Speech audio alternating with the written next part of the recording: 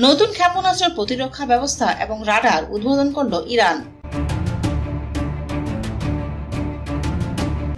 Islamic প্রজাতন্ত্র Iran শুক্রবার নতুন ক্ষেপণাস্ত্র প্রতিরক্ষা ব্যবস্থা 9D এবং রাডার ব্যবস্থা কুদস উদ্বোধন করেছে।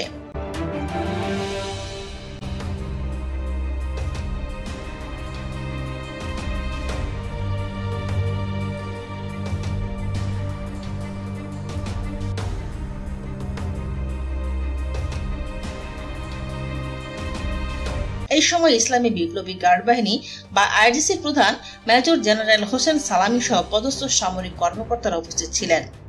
ক্ষেপণাস্ত্র প্রতিরক্ষা ব্যবস্থা 9D শত্রুর ক্রুজ ক্ষেপণাস্ত্র, বিমান থেকে নিক্ষিপ্ত বোমা এবং ড্রোন ধ্বংস করতে সক্ষম হবে।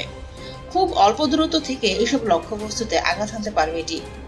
এছাড়া কুদস রাডার ব্যবস্থা সহজে মোতায়েন এবং স্থানান্তরযোগ্য। প্রতিরক্ষা ক্ষেত্রে এই রাডার অত্যন্ত কার্যকরী হবে।